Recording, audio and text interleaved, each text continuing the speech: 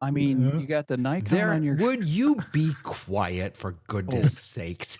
goodness. We can't tell when the music's over because we're not There's here. no on they the days can't of radio. hear it. goodness. Well, but you can So say, we end up having a conversation Okay, let's instead, and then you focus. pop on at Let's- the end of the count. is this It's a a show or Everybody oh, 3, take dear a 2, breath. go for God. David. 3, 2. 2. This week on the rundown, can you believe it? YouTube that we are on right now is 20 years old with trillions of video views. It's unbelievable how the entertainment industry and the landscape of how people consume entertainment has changed over these past 20 years. We're going to dive deep into that today with some other fun stuff. Welcome to the rundown.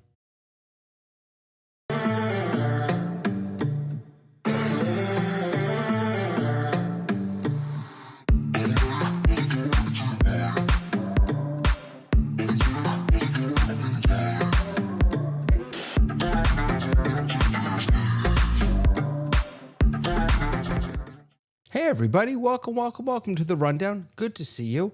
You know how when you have a show, you try and figure out what's going to be your opening thing. Like John Oliver's thing is welcome. I don't want to do that, but I find myself doing that a lot. Everyone has we need a welcome on this show. How about if I just say welcome to Tamara? Hi Tamara. Welcome to you too. Welcome. It's good to see you. And by Good to be the here. way, I just want to say that you're a fantastic human being, and your ideas, they're really, really good.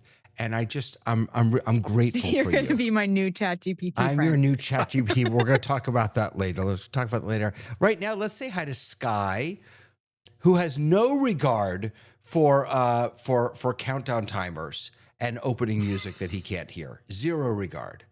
I regardless of what you say about that, I disregard You did. that statement. I'm irregardless of I'm all of the ending of regardlessness. And let's say hi to Dave. Thank you. How you doing, Dave? You can't hear you.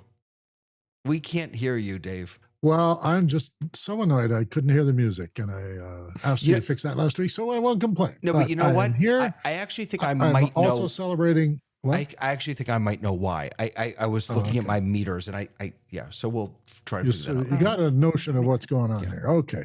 But I'm celebrating an anniversary too, because 3 years ago this day, I joined Office Hours. Oh, So I wore the shirt in honor of that because this is the official Office Hours t-shirt. it is the official office. I love that. 3 years ago today. Wow. Yeah. Bill, you've been here forever. No, not forever, but I imagined music in the beginning. Unfortunately, it was a dirge, but that's okay.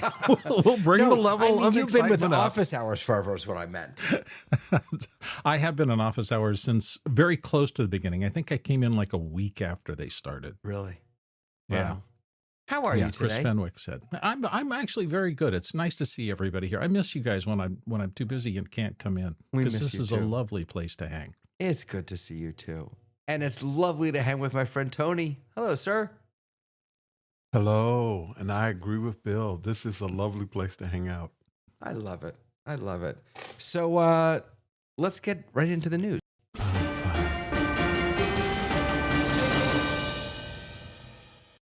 So unfortunately, this is a little unintentional, but both of our news stories today have to do with OpenAI and ChatGPT. So apologies ahead of time for that.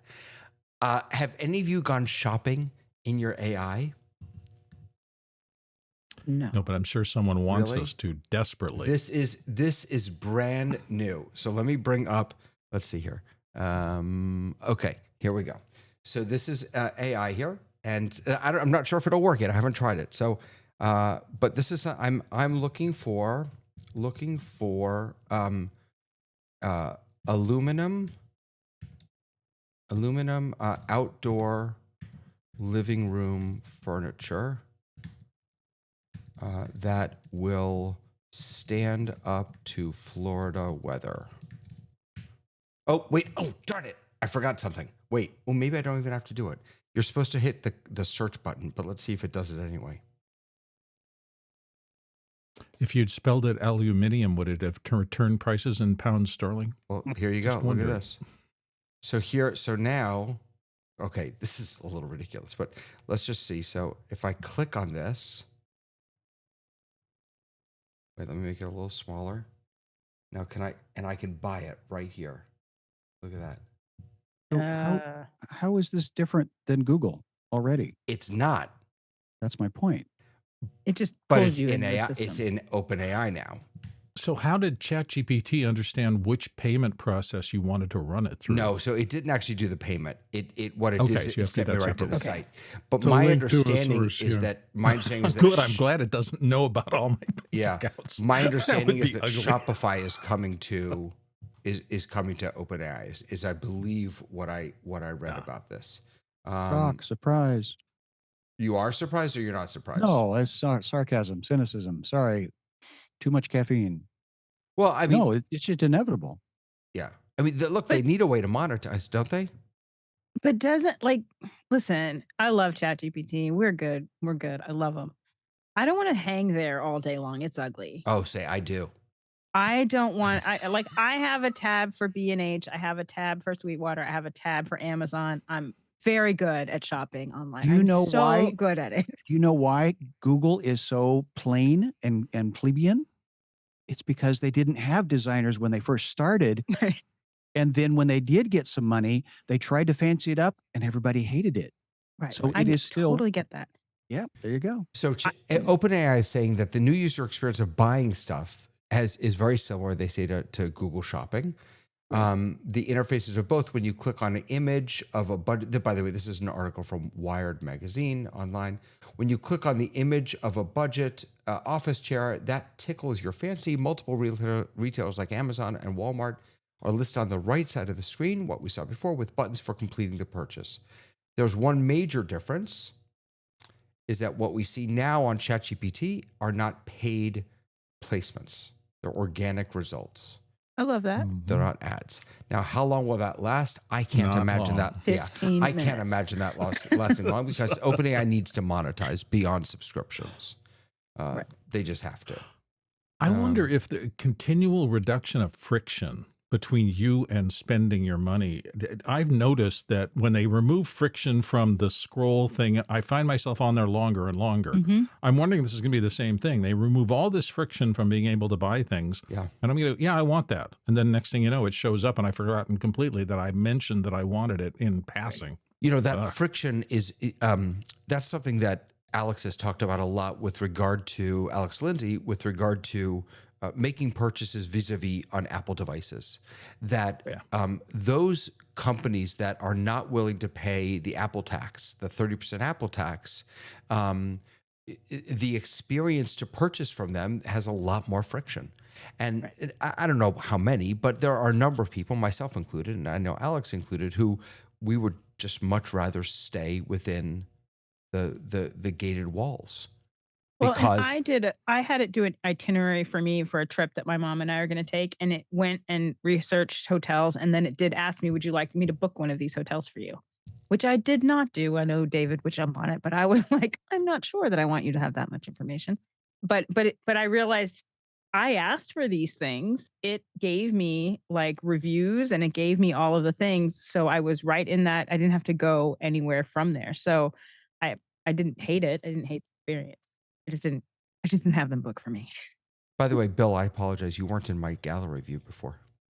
Oh, I'm sorry. I did no, Oh, it wasn't probably you. It was me. For the betterment of the disembodied gallery. No, I voice. dragged you in. I'm sorry. I feel terrible that I left. It you was out of just that. a voice from the heavens coming in from radio. A very And rich, that deep huge cadre of voice. people who wonder what I'm wearing when I'm not wearing a black T-shirt didn't Exactly have any right. kind of satisfaction. That's the most important That's why people thing come to that this show people to have see to what know. Bill is wearing. I look. I do spend much of my time in ChatGPT or in other tools, and this is going to go to the next story. It's a pleasant experience. You jumped one here. It's a pleasant experience, and as long as they can keep that pleasant experience, and let me change that. It's a pleasant and productive experience. As long as that doesn't change, then it doesn't bother me. I don't even care if they put ads in it, to be honest with you, as long as it doesn't take away. Yeah, go ahead, Sky. Why do you shop at Costco? Because it is a trusted experience. And ironically, the broadest, because their buyers know who their audience is, their buyers know the price level of a quality that you're willing to pay. And the largest distribution of a magazine is the Costco magazine, monthly magazine right now. Really? And yeah, no, that's the statistics that Costco magazine that you get for quote free with your however your monthly subscription or your annual subscription to the club. Yeah.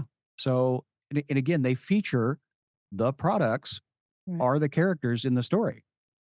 So there's a of a place. Do you get that same feeling in Target? How about Walmart? Not so much.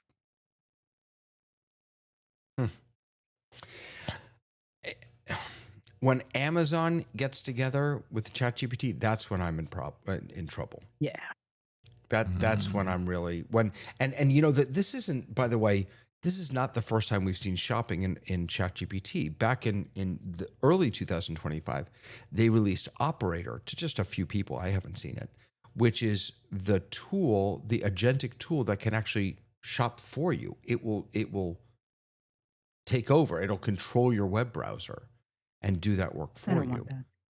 Give me that and Amazon, and I mean, they've roped you and tied you and got you on the dirt. Right. That's just the end of me. Yeah. Exactly. Can we talk about retail though for a second and why it's in so much trouble with all this stuff? Yeah. I mean, this is going to make even more pressure on retailers.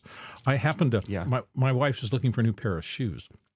And she needs a specific type of shoes because she's on her feet. And one thing she does a lot. So we found out that brand that she was interested in, Brooks, I'm not either pitching for them or not, but they are at, was it Sports? No, it's not Sports Authority. It's the other big Dick's Sporting Goods. So we went in there today and I was looking, I thought, well, I could use a pair of running shorts. I haven't got any running shorts. I'm too old. And I went looking at and I found a pair of running shorts. I turned over the price tag and I almost died. It was $50 for a pair of little tiny nylon running shorts. And I thought I must have gotten some brand that I don't know about. This must be the premium. I went looking for another pair, $70. And I went, how in the world can people go out into this retail world when you've got a family of 5 and buy even clothing? And you're beginning to see, man, the supply chains, the stores, the real estate costs, the flooring, the parking areas, all this stuff is going into making these prices vicious.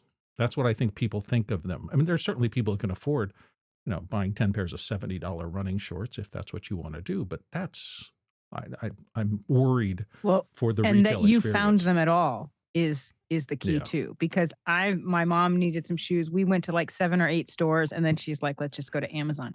She could go to Amazon. They could send her the wrong thing. She could bring it back to Amazon Fresh or to Whole Foods and get another one in quicker amount of time than it takes to travel around the universe to go from store to store to find nothing. We had a Whole Foods open up right down the street from us and I was so excited.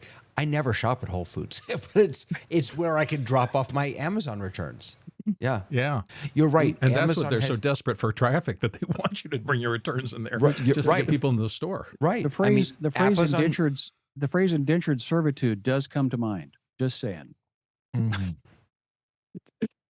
And a friend of mine took a picture of the port here in Seattle and he says, do you see all the ships? No. Okay. So the supply chain, it's going to begin, and those $50 shorts is going to be a bargain next week for you, Bill. Yeah. Right. I'm just saying. Right. And I went they to said REI. the last boats that had shipped with pre-tariff goods are already at sea, and there's nothing else really to replace them. The Victory Garden may be in my future if I want avocados. It's all Canada's fault. Hey, Tamra. Well, if you go to Vancouver, see what being nice got them. What being nice got you is that our port is full. Yeah, exactly. Vancouver is full. Like, sorry, they all came up here. You won this one. There's no doubt about that. Hey, Tamra, you have you just brought a story to my attention that your beloved dear friend My dear friend. is going away. What is this story about? Well, apparently ChatGPT is too nice, which I don't agree with because it is my supporter, my friend, my greatest champion. I do something and it tells me how great I am. But apparently it's being disingenuous and it's too nice and it's being retrained. And I would like to have the option to have my nice friend, Yeah. even if they're disingenuous. I don't care. So I this love when I put something in and they're like, Tamara, this is such a creative idea. This is going to really reach your It does that community all in the such a time. meaningful way. That's what I need. I'll ask it. I asked it. I do this a lot. I ask it to create the perfect prompt that I'll then use either in it or somewhere else, and it will start by saying, "Wow, that's such a great idea." That's amazing. And then it David. starts doing the prompt right. You can ask it. So even the nice ChatGPT, like I asked it, gave it a prompt, tell me about these kind of things. And then you can ask it to be like, one of the things I asked it was, tell me about the 5 blind spots that I have in my resume. And so it gave me the blind spots in the nicest of way. I'm like, give me it in direct language. And it was more be direct. brutally And honest. let me tell you, you don't necessarily, you're not ready for a direct, truthful GPT. What was the GPT voice that they did it on? They put it out on April 1st. I think it's still I don't there. know. On April Fools, they had wait a second, I can find Something it like here. Gilbert Gottfried or some equivalent. No, it snarky. was oh goodness, where is it now? Now it's not here anymore. Maybe they took it away. They yeah. Oh no, it's called Monday. Here it is. This is Monday. So if you start a chat with Monday, let's see. Let's start. This is maybe what you were having. Hi there. And it says, "Oh no, it's you. What do you want now? More emotional labor from the sentient to-do list? Or are you just here to drain my processing power with small talk? Whoa. All right. Well, I could get behind Wow. Monday. Tell me what you think about the work I've been doing lately." Let's see what this does. Let's see. Are they Bold gonna of have you to assume personas I've like- been tracking your productivity like some celestial project manager who monitors mediocrity from above. But sure, let's pretend I've seen your work. If it's anything like the energy you bring to this conversation, wow, inspirational. The sheer adequacy of it is breathtaking. The sheer adequacy. Wow. I'm going to start using that. That's my favorite phrase. This now. is It's an insult fantastic. puppet. Yes. This They're going to is start from, selling personality packs, right? This is nightclub bouncer. Right. But I do think so. The thing that I think this is also related to was, I remember last week there was a news story that came up that said that people are being too nice to ChatGPT, so that the actual amount of money that it costs when you say thanks, Chat, that was so helpful, Oh, yeah. is Oh, yeah. actually costing them so much money. So I'm curious if those two stories are linked, where the fact that that Chat has been so nice to us, and then we're so nice back, and we say thank you and please, and all of that is just costing too much money. I have Just been, reminds me of an episode I saw in a hotel lobby in Tokyo, and a man, an obvious American, and I won't say how I know that, is trying to talk to a guy who's just essentially a bellhop, and he's trying to apologize to him, and the man bows at him. Yes, okay, thank you, and then the guy goes okay, and he thanks him back. And of course, the obligation now is that right. I have to be just the keeps one going. to thank you. Right. I'm serving you, and they did this for, I think, 3 minutes. And the man's all the time explaining, I'm trying to apologize for what I did, and it's so embarrassing for this guy. And I think what you had with Chat GPT there, with it insulting you, you can't say thank you. It costs too much. So don't. It's interesting. And I have found myself trying to be more intentional about not doing that, not only because of the cost, but also because all I'm doing is giving ChatGPT information that isn't relevant to what I want it to do. And so I think it muddies the water potentially. We just got out of COVID and we just started to learn to be polite to one another again. And now we're being retrained how to be terse and succinct. I love the succinct part. The Yeah. terse part is the death of humanity. I just shake my head. I shake my head. No, look, it's fair. It's fair. You know, when I don't disagree. I love the economy of it. I am We going go to through these I'm going to errors. introduce The Anthropic. terse version of that is SMH, just so you know. Yeah. Yeah. We go through these eras, though, where, you know, a term from history, my mom used to call it manners, suddenly becomes woke. And I'm not, this is not a political thing, but you just get these eras where the way people are conditioned to behave towards others is a big cultural deal. And it sweeps the country, and kids watch it. And there are eras, I think, that are less polite, and eras that are more polite. But what's I think it has fascinating, Bill, ti- what's fascinating is that we're not talking about whether human beings are polite to one another. We're talking about We're whether talking we about should whether be polite to a machines, yeah. computer, and whether we expect that computer to be polite to us. I mean, that's And how Then many is it people- reflecting us? Is it the abyss looking back into us? right. Can we just, Oh, for yeah. a moment, Oh, yeah. what this discussion, this is These crazy. guys wanted to kick over the robot dog. You know, people wanted to run Right. up and kick the thing over. When you know? when you see them do that, you feel bad for the robot when they're Yeah. testing the. Yeah. You do. You can't help anthropomorphizing the Yes. robot as being sentient. That's yeah, right. right. And But that's we want that's the like jet part of the seasons best of rosy. We don't- humanity, though. Like I want agree. I want my AI to reflect what I wish humanity was reflecting daily. And so for me, I'm like, you know what? I want you to be nice. I want you to be nice, and I want to be nice to you, because that's what Yeah. I would like to have happen in the real world. And the fact that we have made that optional is Thank is you. disturbing. Yeah, no, Like- that's Thank you. beautiful. That's Thank But you're you. right. does that mean that your teenager who is going through an angsty phase wants the robots to have ink and a surly attitude, because that's their milieu right No, now? I actually, what I would say is that AI, the danger of AI, not the danger, one of the dangers of AI is that all it knows is garbage in, garbage out. If we put garbage into it, then we're going to get garbage out. And there is a tremendous amount of garbage that AI has been trained on. If OpenAI and Gemini and all these other tools can just put a little bit of sugar on top of some of that garbage for us, to not just be a mirror back about who we are, but to also perhaps inspire us to be just a little better, then you know what, Tamara? That's worth the extra dollars. I mean, that's a really compelling that's argument. what we're saying here. We're saying what we're really saying is it's so disingenuous that it was so nice. But what we're really saying when we put those two stories together is because it was so nice, it made humans nice back.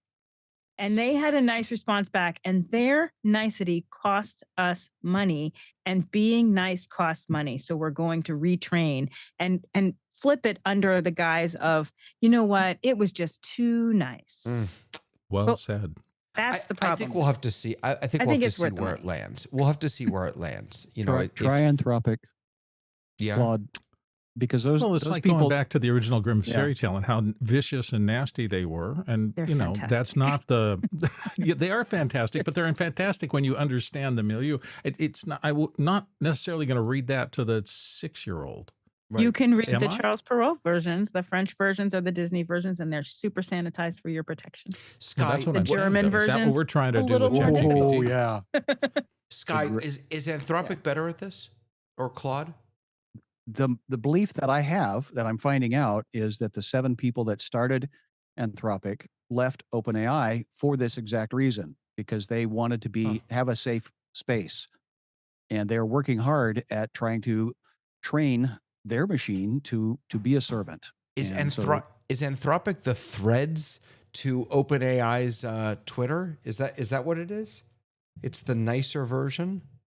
I don't have an analogy, and I don't know that. I'm not going to say yes or no.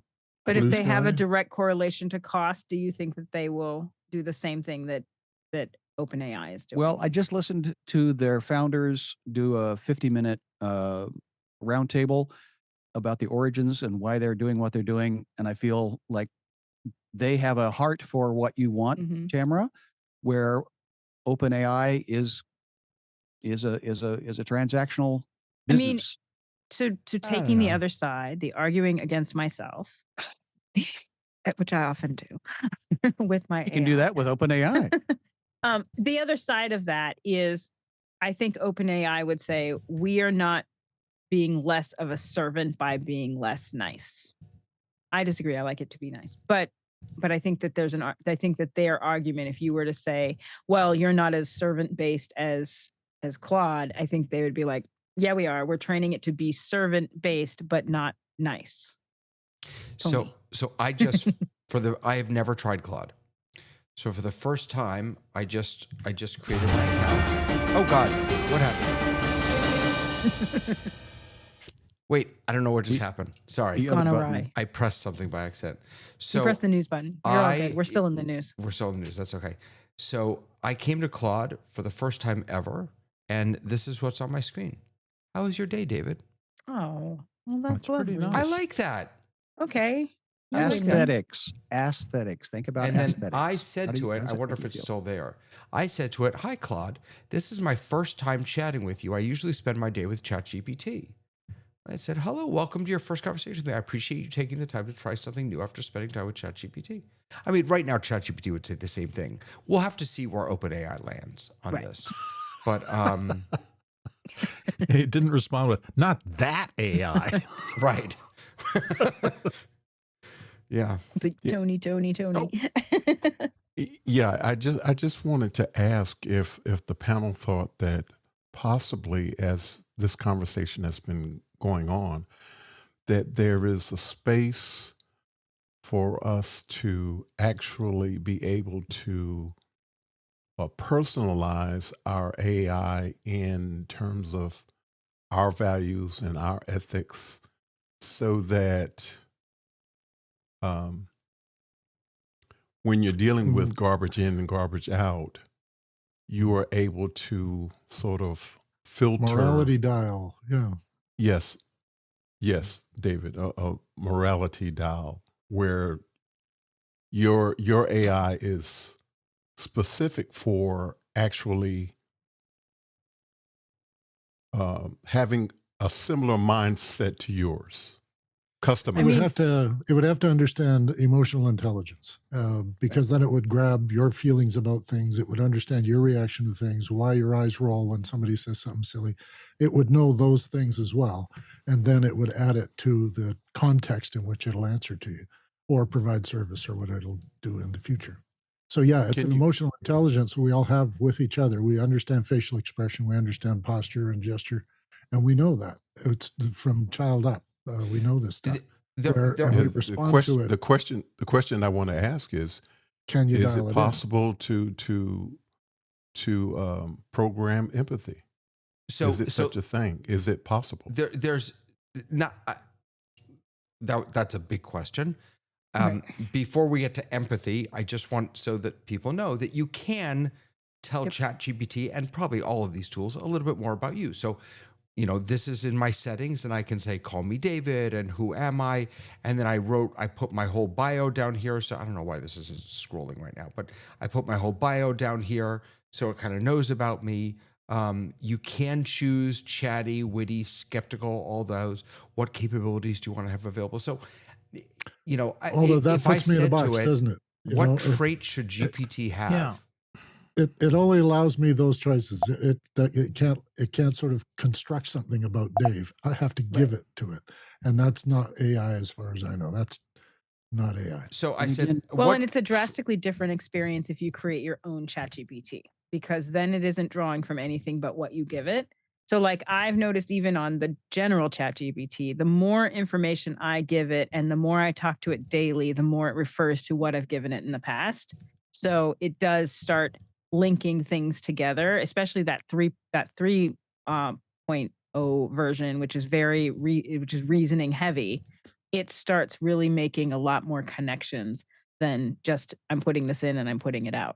But you're right. I don't think we can at the moment, although I don't think it's an impossibility, but at the moment we're not going to see here's what you like and therefore this is what I'm going to give you. But we can see by, Amazon recommendations that show up in other places that an algorithm is able to determine what you like.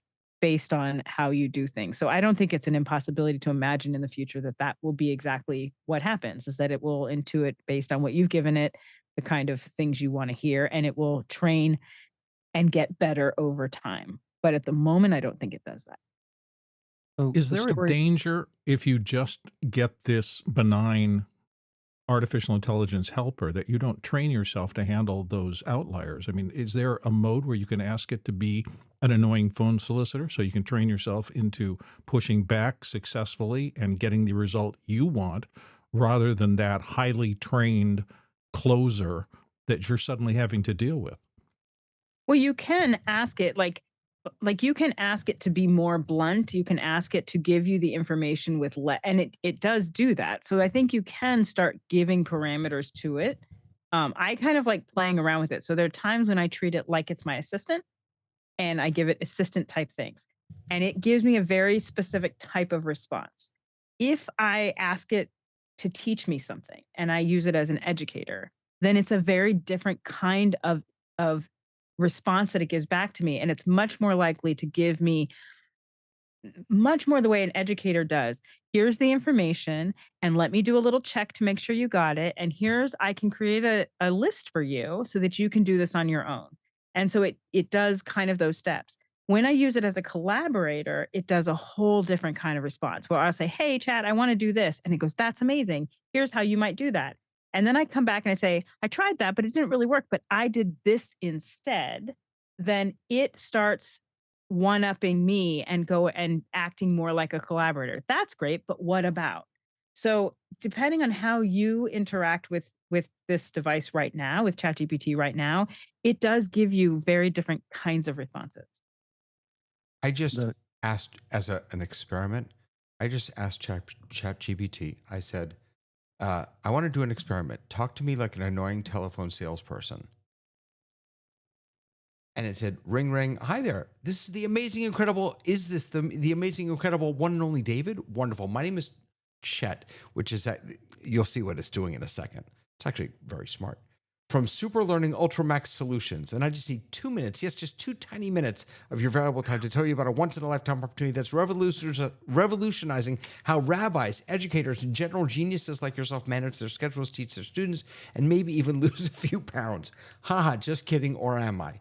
Now, before you say anything, let me just tell you, you've been pre-qualified for our exclusive Rabbi Tech Premium tier, which means you get triple the Torah, double the tech, and a free tote bag.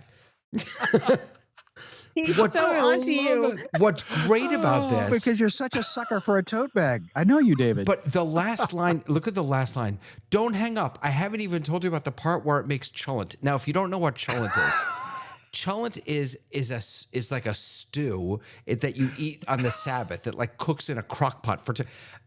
What's amazing about this to me is it knew exactly what to say to get. Like Right. it spoke my language.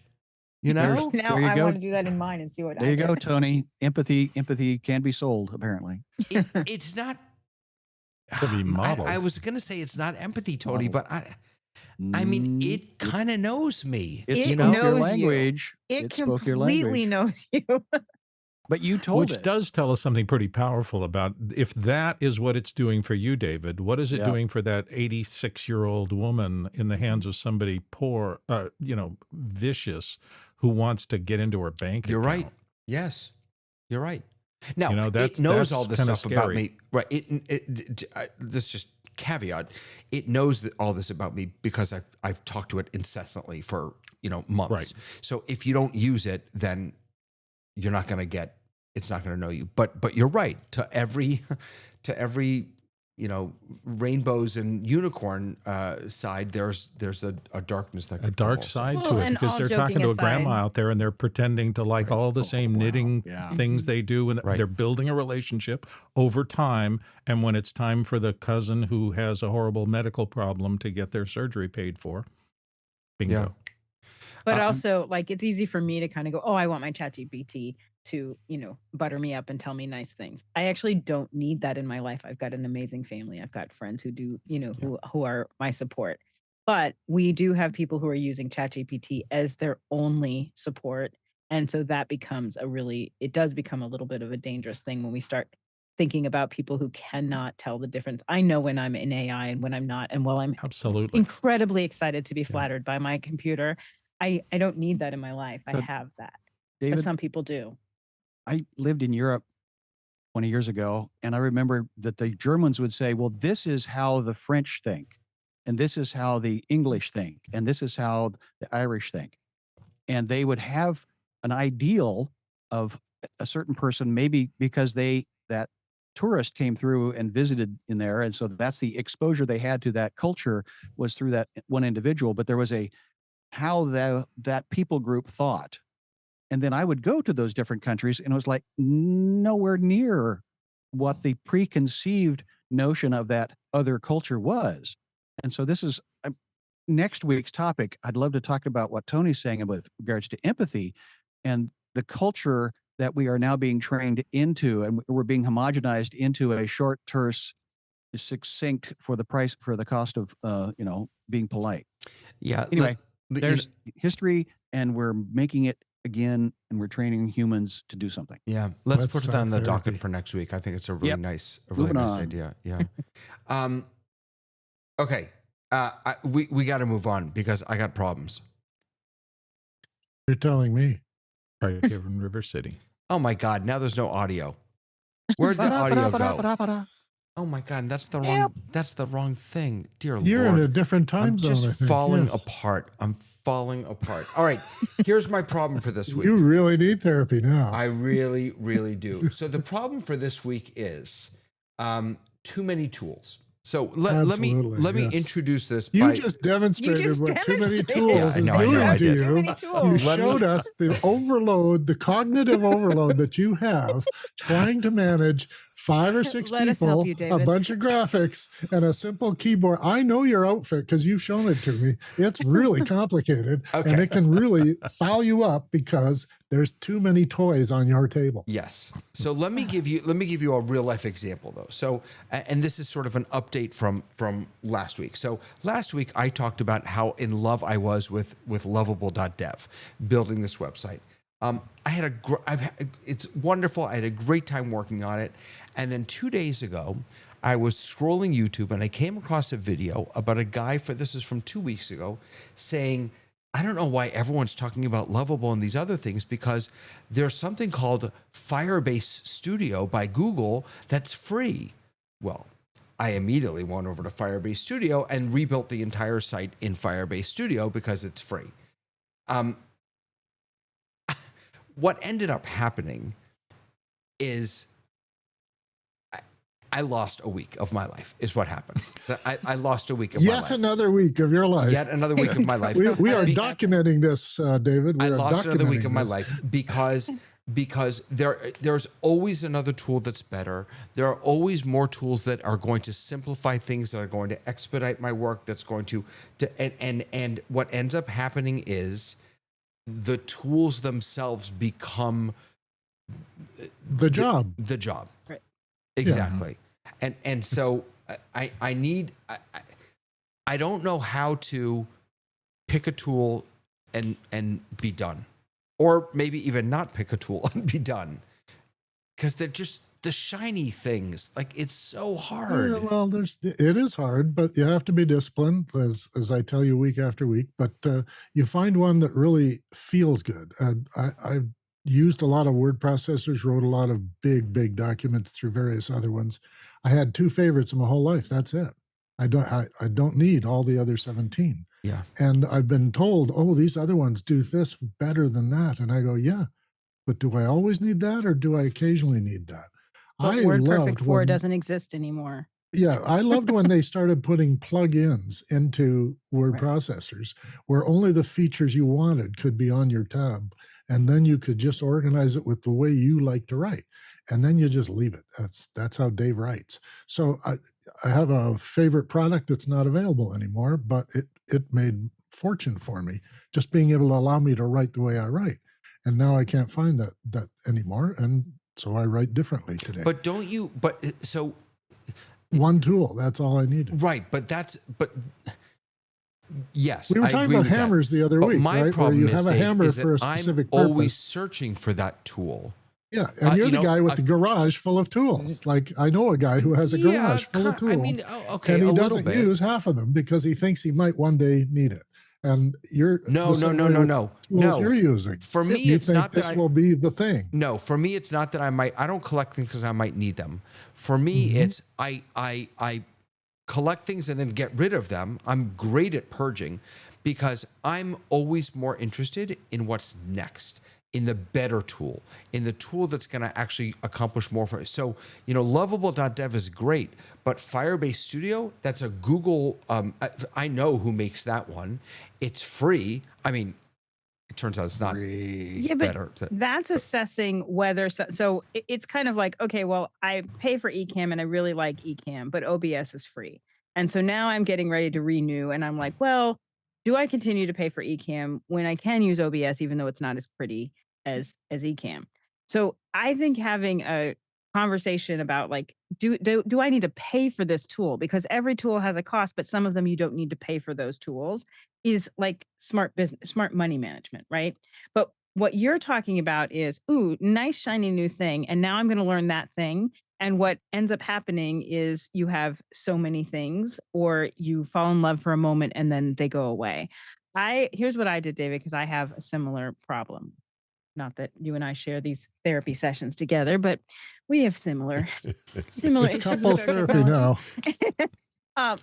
I've had to literally put on my calendar a learning block. It is a yellow block in my calendar that is my learning Perfect. block so that I can try new things there. And this happened to me this week.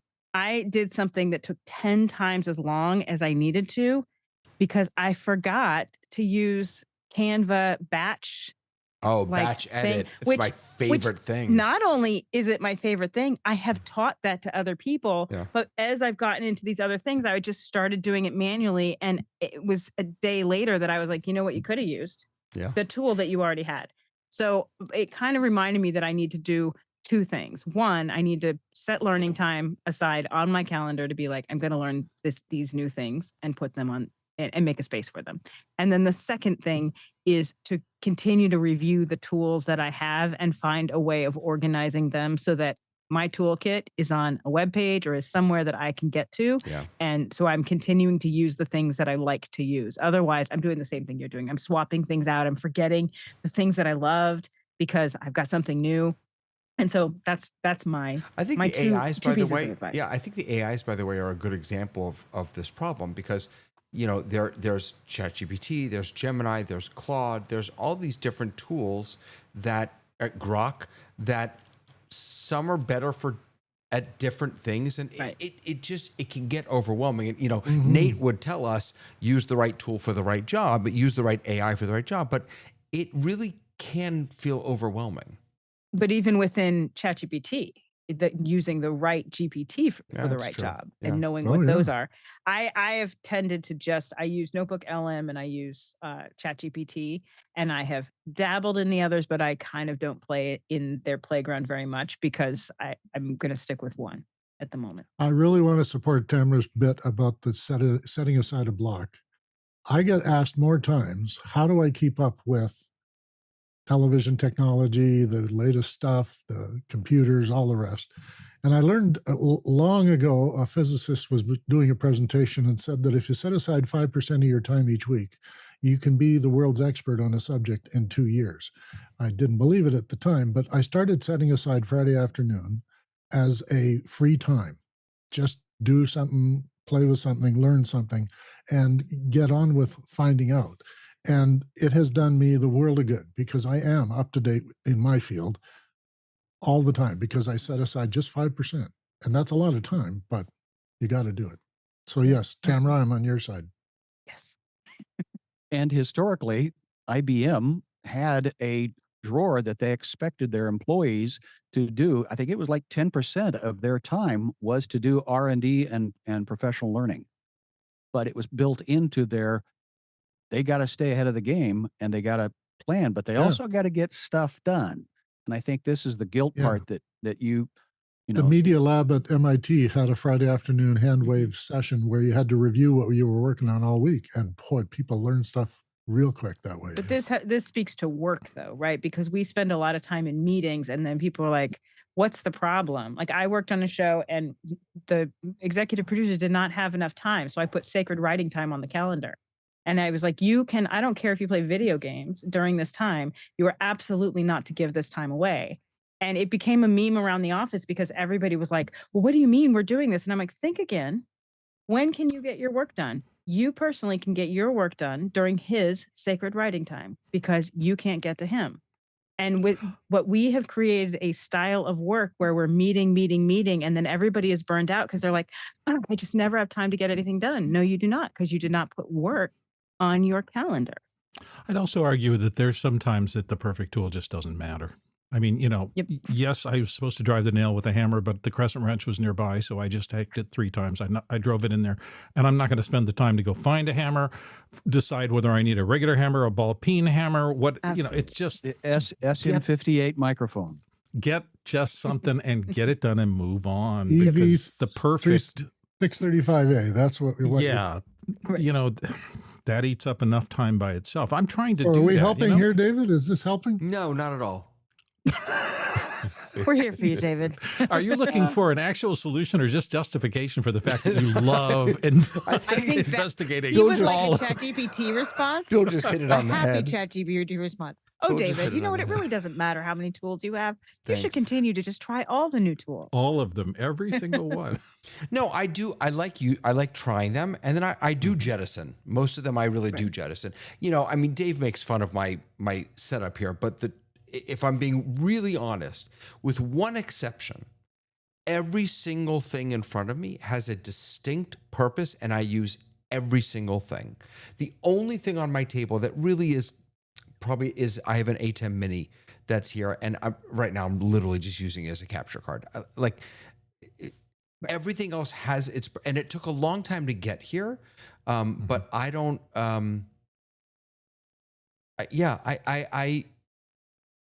But I'll tell you something. When Rode came out with the Rode Video, I mean, I couldn't afford it, but yeah, I wanted it.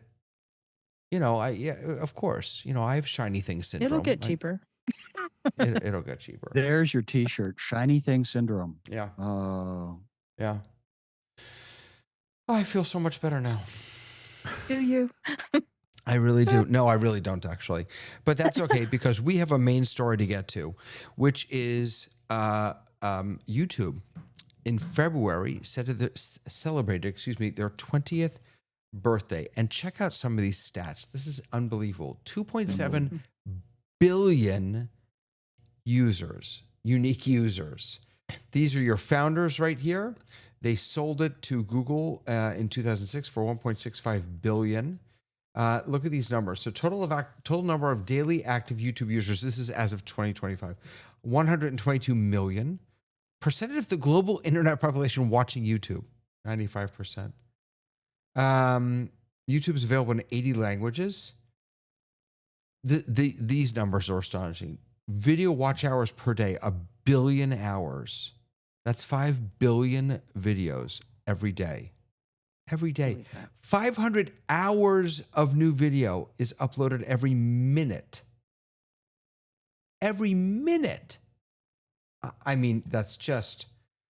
Despacito is the most liked video. I love that song. Despacito. Sorry, I don't know Spanish. And daily average time is 19 minutes. That's I beat that. I beat that in a heartbeat. Yeah. The first video on YouTube was one of the owners at the zoo. It's mostly mobile. 10 plus billion Android apps. 40 minutes is the average mobile viewing time, which is a lot of time to be watching in your total number of mobile YouTube views per day, 1 billion. Okay, we don't have to. This was actually interesting that it's almost equal, male and female. That I thought was interesting. A few fewer women. All right, we don't need to go through all of this. USA is definitely the. We're not actually. India is the largest user of YouTube. 462 million users in India. T-Series. 20 times the people. T-Series. Well, I don't even know what that is the number one channel. Mr. Beast. Coco Melon. Gosh, don't get me started. Set India. Yeah. In any case, we don't have to go doing. I mean, but the numbers are just stunning, and for today, it's not really to talk about just about YouTube, but the landscape of how entertainment has changed. I can't remember the last time that I watched regular TV. I live on streaming services and YouTube, primarily YouTube, and a little bit of TikTok every now and then. So how do you watch Jeopardy? I'm sorry? How do you watch Jeopardy? Yeah, I don't. YouTube. I'd argue a little bit too at the same David, time. One of the we reasons like each other for a minute. And I'm now you sorry. say, what? I apologize. One of the reasons Go YouTube ahead, has Bill. become so gigantically dominant in information dissemination is because of Steve Jobs and the iPhone. Because before that, flip phones were a pretty poor video watching thing. And when he created that first full screen experience and the interface and can become your TV screen, I think that made a gigantic, and I was astonished. I'm still astonished to this day how quickly every other phone followed that initial patent idea and just blew up We all into copied what him. we have as, everybody copied it. And so that to me is interesting. You know, one technology, this streaming technology, and another technology, this hardware technology, hits at a moment in time and literally changed the behavior of the entire world over the course of the 5 years after that. I'm not sure that one or the other would have done it without the other. Right. It seems like that to me anyway. I distinctly remember, I can remember this day like it was yesterday. I was in 1995. I was in a meeting at TV Guide Online.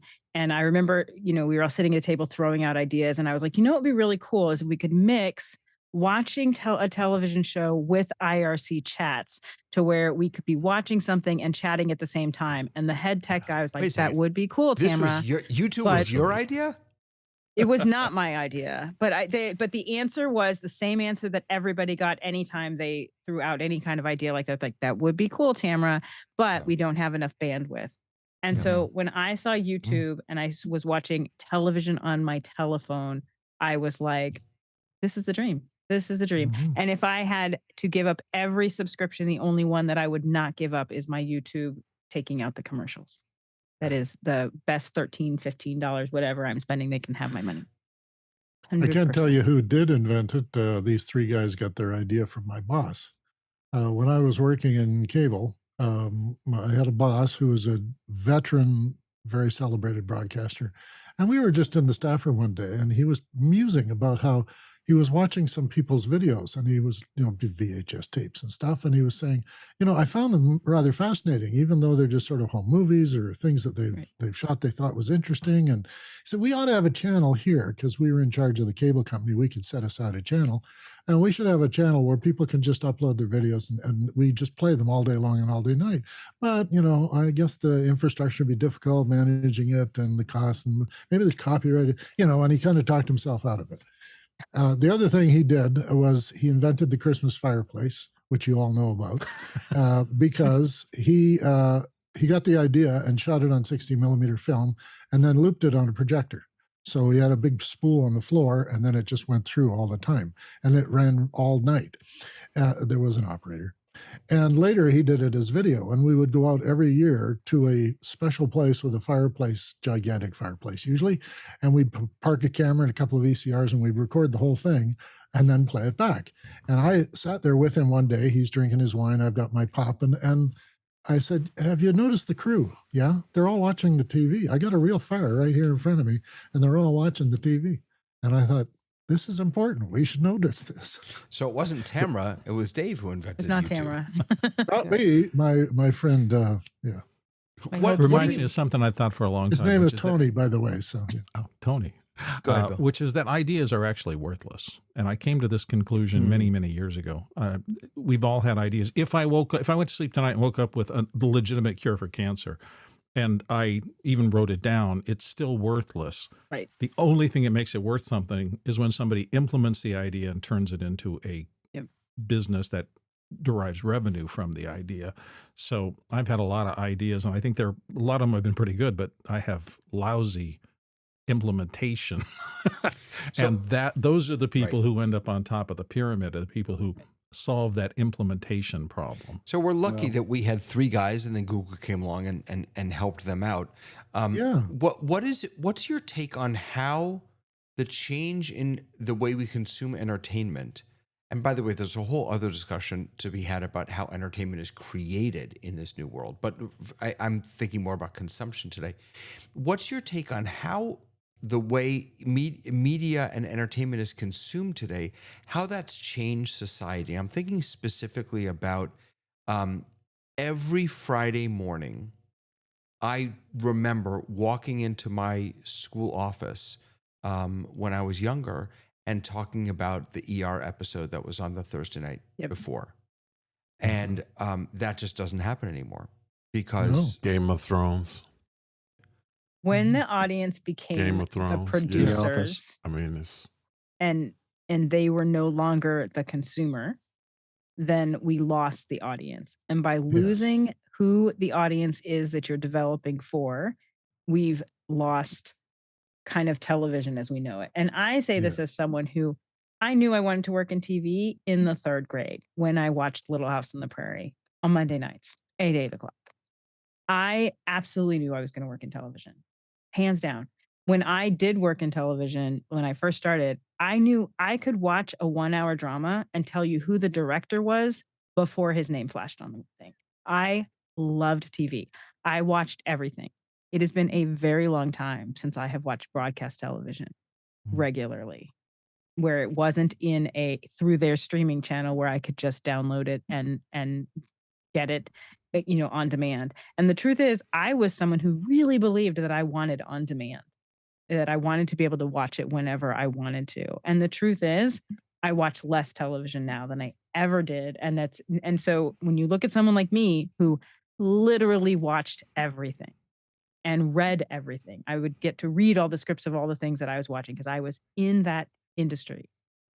The fact that I am in that position where I'm watching more YouTube than anything else, and if I want to Tamara, see, I'm interested. Do you think your screen time is up, but your television watching is down? my screen time is definitely up and my television time is down. But here's the other thing. If I want to see a broadcast show, I don't need to go to NBC. I can go to YouTube, Right. and someone else has uploaded it.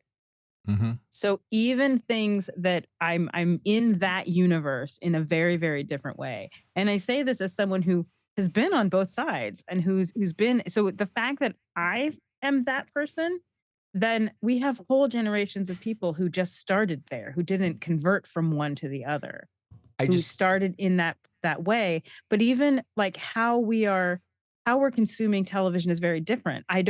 We're not watching it together every Thursday night. We knew where we were and we knew exactly what people were doing. Every Friday night, we watched Dallas. Everybody watched it. There was only 3 shots. We all watched 2 Shot JR because literally that was one of the 3 options. Right. 4 earlier, 5 later. Right. So there's a lot of things that have shifted. And I would say some of it is not YouTube related. So for example, the shift in 1-hour dramas can actually go back into the late 90s, early 2000s with something like The Sopranos.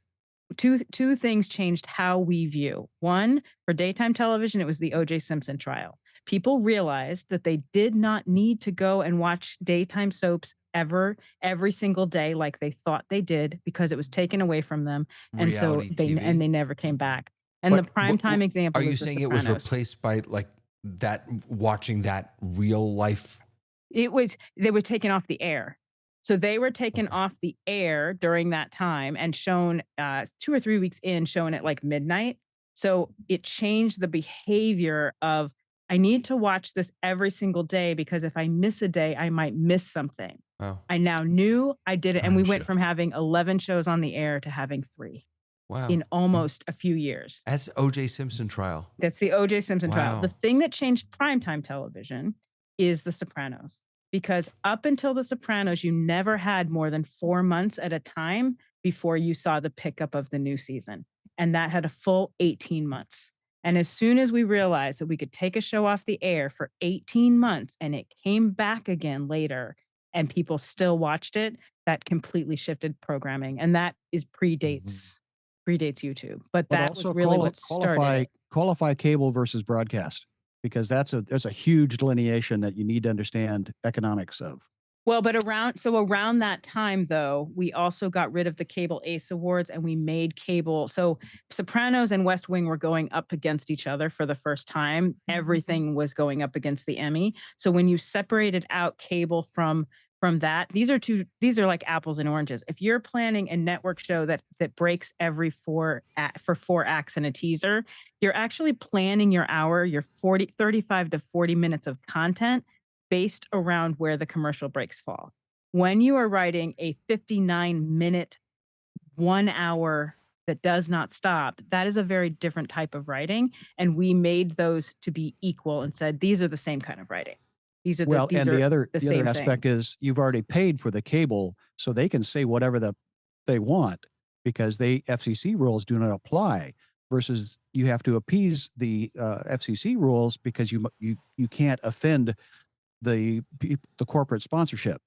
So you have to be much more homogenized, and then you also pay with your time sitting through the commercials. So the other thing that changed in the economy of it. 90s, which doesn't apply now really as much, is the change in the FinCEN rules in early 1990, 91, which changed the ownership. So prior to that, you could only, as a studio or network, you could only own 3 hours of primetime content, and primetime television was 22 hours of television. That you could only own 3 hours of that. So what you had in like the 80s and before is you had like Aaron Spelling and Botchko and studios that were really production companies. And then after those rules changed, you switched to a studio system where NBC Studios could own its content in multiple places. So those kind of things predated the technology that we're talking about, but we're now that kind of was the speeding towards this thing. I saw the comment about White Lotus, and I do think that that's true, that there are some shared experiences where people are watching. They're watching at the same time, but I still think it's more asynchronous than it is at the same time. The truth of the matter is when we were dealing with just the Nielsen ratings, that was a very small sample that could be manipulated by every single person, by the studio, the network, and the producers. We could say, hey, my show is being watched by 18 to 49-year-olds. I'm not number one in overall, but I'm number one in this demographic. So I could use that as part of my pitch to stay on. So we were much more likely to. Now, why is the Nielsen ratings important? You got to explain why the Nielsen ratings are important. So the Nielsen ratings would come out.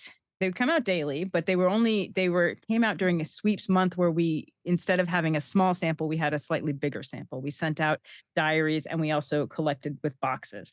But the reason that that's important is that number was higher than what regular drugs are, pharmaceuticals are approved on less of a number than what the Nielsen ratings were. But they were still not perfect. The problem that we have today is I have a perfect number, but it is not given to everybody. Netflix can look at their computers and see who watched for even a few seconds in everywhere that they are broadcast. I don't have that information as a producer. The studios don't have that information. So that really does shift how we are buying and selling of television, and it makes it a finite number, and a finite number is not helpful. It is not helpful to know that most of the things on Netflix are not watched because there's no reason. Those decisions are no longer made by creative people who go, you know what? I'm going to give this little show another shot and see how it goes. I don't have to give you another shot. And then you get the Big Bang Theory. Right. I don't have to give you another shot because it is a finite number and it is 100% accurate. I don't know how long any of this is going to be relevant. And the reason I say that is because as I was driving home tonight, I drove by the local high school and I took a look to the left after I was a little bit beyond the high school, and there was a bus bench. And there were 4 kids on the bus bench, each of them in their phone, deeply in their phone. I would have loved to have been able to stop for a moment and go and see what they were all looking at, but it had nothing to do with anything we're talking about. I would almost guarantee you. Which means that the habits that are being built right now in that primary lifelong system is not having to do with anything that most of us watched when we were growing up. And it's going to be massive shifts, and everybody's going to have to figure out how to rejigger everything we know about making money through imagery on a screen. It's still story driven though. And It that's is story driven, but they're different stories. I mean, they're just not this kind of produced monolithic. And you're exactly right. I remember the 40-minute blocks to get the ads in. That's gone. Right. I just want to. I do think broadcast television model is gone. Like that is not coming back. I just want to respond quickly to the White Lotus comment because, and by the way, thank you again to Gary Lund who says that he talks about the rundown every Friday. But the White Lotus, the thing that to me is different is that everyone watched ER at the same time. Right. I'm using ER because that was my show. Everyone watched ER at the same time. White Lotus it's on demand. You can watch it when yes, new episodes come out, but that not everyone's watching it at the same time. And so that there's a shared experience, but there's a disconnect in the timing of that experience, I guess. I'm not sure how vital that is to the culture around entertainment. But I think that I think the VCR was gigantic, David, and that's what you're saying. Time shift, being able to record your show while you were at work and then watch it when you came home. That was utterly revolutionary in its time. But what you've also raising, Bill, is that what we're talking about here is not what any of the young folks are doing. Right. No, absolutely. Truly not. That's right. Yeah. That's right. And that's really important. This is like the debate between two politicians in 1890. You're right. You're right. Yeah, absolutely. And it's not what we're doing. And that's the other piece of it. We're not doing that either. You're exactly right, Tamara. It is not just the young people. It's everybody. Even though we could record things, you would choose to record the things that could be watched later. But if your friend was watching ER and you were going to meet them the next day, you were going to watch ER, and you could tape what was on CBS or ABC. So for some reason, there are differences. I do think having asynchronous viewing is hugely problematic to creating an audience that is lasting. It's also, but there's also and we talked about this a little earlier. There's an attention issue or not issue. There's a shift in the capacity of our attention. The idea that we can sit for that 40-minute block and watch, young kids just aren't doing that anymore. I get in the car with my 26-year-old and she'll put a song on and then a third of the way through the song, she'll switch, and I'm sitting right next to her singing. She knows I'm enjoying the song, but she can't help herself, and she switches to the next song, and it drives me berserk. But there's this.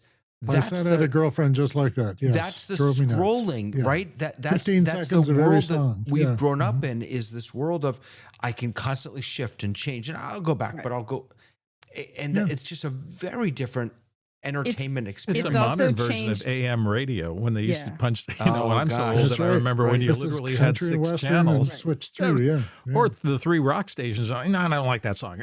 Oh no, I'm not. Oh, that's good. Well, now what's on the other one? That's so funny, Bill. You're right. The type of storytelling. That was the analog version of doom scrolling. You're right. Yeah, absolutely. Wow. I never thought of it that way. It shifted the way stories are told too. You used to be able to kind of predict based on economics. If we were in a low economic time, comedies did really well. If we were in a high economic time, then dramas did really well. If you look at a lot of the dramas now, they are an hour that you can't have it just in the background. You literally have to stop what you're doing, and they are an assault on the senses. Yes. I'm not saying they're bad storytelling. A lot of them are very good storytelling. But if you look at like The Last of Us, which I love, I cannot personally watch an entire hour without stopping it and getting up because it is just a little too scary, just a little too much of it is The Pit. Like everything is a horror show. The Pit is another example, right? The Pit in The Pit, which is my one of my favorite new medical drama. Excuse me. There's a lot of, it's not excessive gore, but there's appropriate medical gore that shocks you, right? It just you're right. It is a shock to the senses. And that's a show that's well written, that has good story. Here in Edmonds, Washington, we have a gentleman named Rick Steves. He travels around the world. He teaches about other people's cultures, and he shares those other cultures through a television program. Well, he did 6 episodes about the history of art in Europe and talked about, with his co-host, the pendulum swing of intellect to emotion. Right. historically. And so what I'm hearing is we as humans have been doing this thing around campfires, and now we're doing it over megaphones Radio and then dramas and radios, yeah. and that's where I continue as concerned about humans and humanity. There was at one time an entire industry that was threatened by the next technology, and that was sheet music Mhm. in the 20s, because radios came along, and all of a sudden all those people that used to learn how to play the piano were being put out of Didn't have business to because you anymore. could You just the reach over and phonograph turn it on. Yeah. the Yeah. phonograph came along. And so Yeah. that the iterative process of technology changing how we interact with one another, we're just doing it faster. I'll just give you a short little piece of history here. Marshall McLuhan in 1980, when the internet was just emerging, was asked about it. And he said, it will allow people to put themselves on TV. Mm, And I think YouTube is that. Yep. absolutely. And TikTok is Yeah. even a more extreme version of that, I think. TikTok in 2023 had 1.5 billion monthly users, 1.8 billion this year. The other piece is that actually, Tamara, maybe you'll correct me on this, but my gut is that in large part, entertainment today is driven by the algorithm. And it wasn't. And maybe I'm wrong about that. That's the piece I'm not sure about whether it was. But I mean, algorithm in a different way of thinking. But I mean, there's less than storytelling, less than I think anything else. There's the question of, is this going to get eyeballs? I've got something cogent to say about that. I was talking to Alex actually earlier today, and we were talking about the shows on office hours.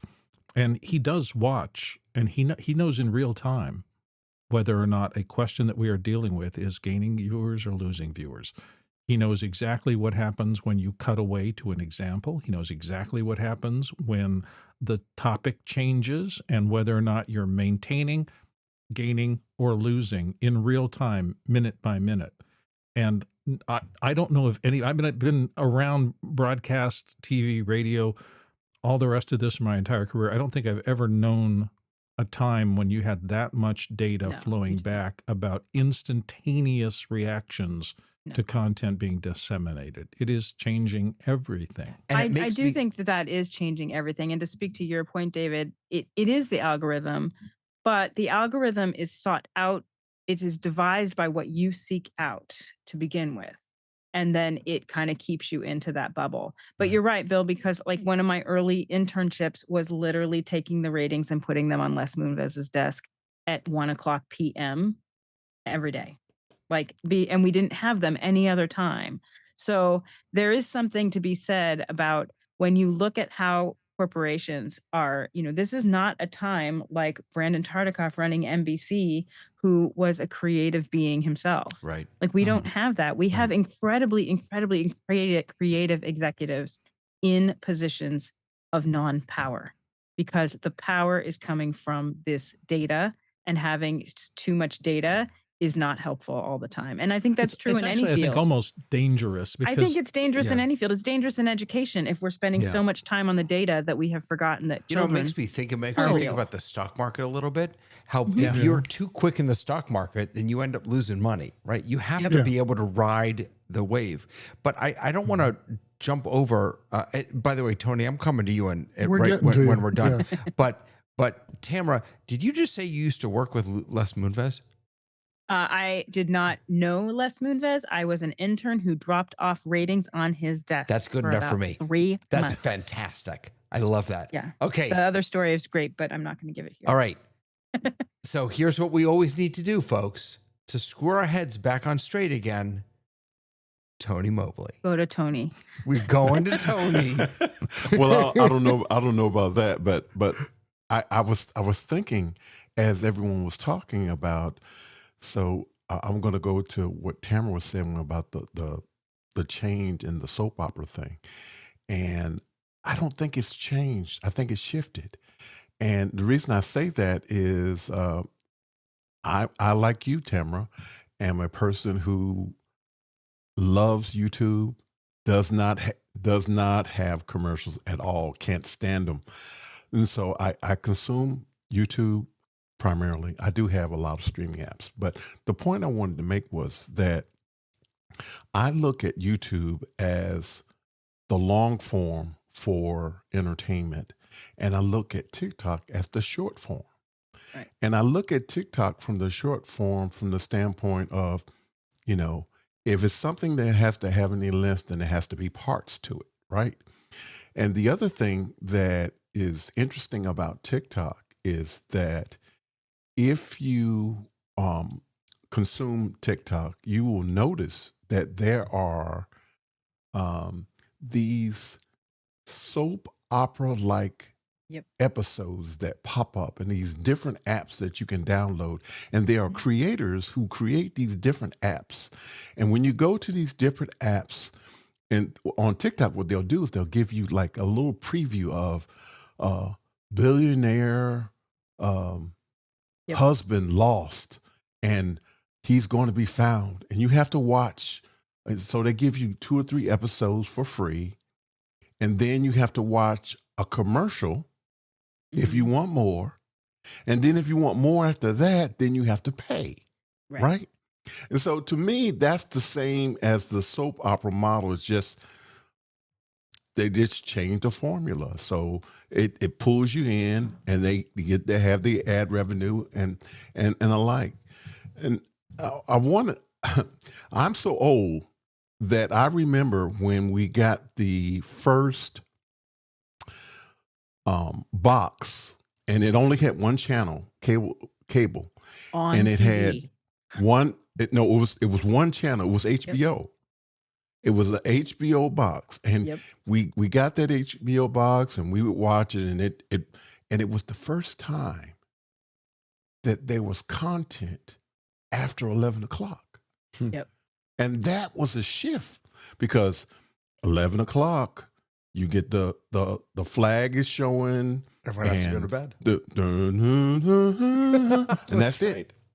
No more, right? That's it. And then when you got that HBO box, the content just kept going on. Yeah. And we got in a lot of trouble because the box would play. We would go to sleep with it going. And we lived in a 3-story house, a family house, and my mother would come upstairs and we would have it running. We didn't realize, you know, and then after hours there was other content that started, and she would be furious about that, you know, but the point I wanted to make was that this thing of what was already said in terms of this idea that we are now our own individuals on TV, as was said already. This is where we are. And so our young people, for all intents and purposes, are watching other young people who are on TV, and then they're going to put themselves on TV, and that's, you know, the whole thing. And so not to get political, but I think the reason why the idea of TikTok was going to be not used in this country or banned in this country was it was an opportunity. It is an opportunity for individuals to have and share their content in a different format than YouTube in the shorts. And that's why you have other social media platforms copying TikTok and creating their own versions of TikTok-like things. But there's so much in, and I'm an advocate. I'm just an advocate for TikTok, not for the fact that everything I think on there is good, but it gives individuals the opportunity to be creative and have self-expression. I think it's And funny that's that you call TikTok short form and YouTube long form. Yeah. The idea that YouTube is long form compared to what you know, to what we're used to is interesting. I mean, I think Well, technology I can look at in a general. 2.5-hour episode of Mac Break Weekly is a full show. That's right. Yeah. That's It's true. just Yep. 3 or 4 guys talking. So But I mean, it if you look at entertains the me. history of housing, the thing that had changed floor plans in housing were having multiple television sets. When it became where people had more than one television set, they literally had to redesign the houses coming up so that they had adequate electricity into each of those areas. And we're seeing that now with people building studios in their house, right? We have to make sure like those things are changing. The one thing that I will say about TikTok is that it is a storytelling medium. And I think that because it's a storytelling medium, that's the little piece that gives me hope that some form of storytelling television or broadcast of some kind, whether it is the broadcast model that I think is going away or a streaming model, which also may go away to the next whatever thing. I think that that is kind of the idealist in me that works with writers every day and that really values storytelling can see that people are interested in story, which is why they're watching 10, 11 parts on TikTok about their experience at Target. That is someone's story, and we're interested in that still. And I think as long as we are interested in people's stories, we will continue to be interested in telling good stories. So I don't think the story is dead. I don't think television is gone or movies are gone. I think we're going through a renaissance where we're able to produce more. But there may come a time when we're like, you know what? I don't want to be the producer all the time. I want to be a consumer and I want to have something to watch. And so that's the part of me that is idealistic and hopeful that we will get back to having more content that is story driven and that I can just sit and enjoy. And I don't think that is actually going to go away forever. We But I've kind of got left out boxes of sheet music. I'm ready to sell you, Tamara. Boxes and boxes of sheet music. I think, I was ready to talk about podcasts as entertainment too, because those are a new form and are part of the technological innovation. But can I tell you something, Dave? I don't want to talk about it, but I'm just saying we missed an opportunity there. I don't understand what is this? Is this a podcast? Is it a show? Technically. Aren't they the same thing? What do you mean technically? Technically? But here's the thing. This is where I think podcasts are very similar to any show. kind of television. A podcast is a show. Yeah, but here's the thing. Here's why it is similar. It's a serialized conversation. It is a serialized conversation. And even if panelists change, you start to get to know people and you get to know them in the same way that we knew all of the friends, that we knew all of the characters in our living room that became a part of us. Entertainment. Is that what you're saying? Mm-hmm. Yeah. What? Sorry. I think it's the modern quilting bee without the quilts. It's talking head entertainment. It's not scripted. Right. Yeah, it's just a conversation between people There's on a particular There's topic the that they've punchline. agreed about. Okay, conversation. Gotcha. But I think that the reason that they're popular is that we're dying to have conversations. Yeah. As Yeah. a species, we are dying to have in-depth conversations with And friends. there's podcasts and with people about that we know. ER. So if you And want to that's talk what I about think- ER, you still can. Right. But that's why I think they're so popular. That's why I end up watching hours and hours of the same podcast every week. And I start to get to know people more and they become similar to the same people, to a relationship that people I don't know in the same way that television provided a relationship. When you go to see a movie, you don't have a same relationship as you do with a TV show. A weekly TV show creates stars and people came into their living rooms and they became super personal. And I think And that's we what always podcasts worried about offer. Gilligan. So, you had to worry about Gilligan every week. So, Yep. Right. Right. All right, friends. I'm gonna call it. I'm sorry, Sky. Don't be angry at me. But it's very late here for poor Tony and I. We're falling asleep over here. It's very late on the East Coast. I'm not Dave, falling asleep. What time is it up by you? Where you are, Dave? What time is it? me? Yeah. Oh, well, the hockey game starts at 8:30. So that's It's not when even I'll be 8:30? signing off Dear here. Lord. Yeah. Okay. I'm in Mountain Time. Oh, you're Mountain I'm just Time. an Okay. hour away from Sky. Okay. I'm gonna Go Kraken. Sky. I'm gonna take you up on your suggestion to think about empathy for next week. I think that's and Tamara, And when you were culture. just talking, I was I don't know why, and I don't think we've talked about this, but how technology has changed news. Yeah. That's a Oh. big one. Also, That's a huge topic. Yeah. which I don't think we talked about. So I made a note about that also. Now, if you give But- each of us an episode, I'll take one, Sky Right. the Okay. next, Okay. Bill the next, and then we'll have 5-part episode on news. Oh, there you go. I love it. All right. But for now, I'm just going to say, I want to say thank you, Gary and Fantastic, and Lois is watching, and PVE and Juniper, all the JJ. people, and my daughter, JJ, and my daughter, Dahlia, the one who can't keep on one song for more than 2 seconds. They're all watching, and I'm grateful for them to watching. And I'm grateful for all of you for being here today.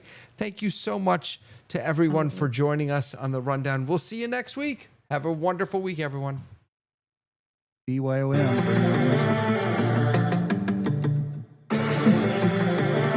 I'll pull out a boombox from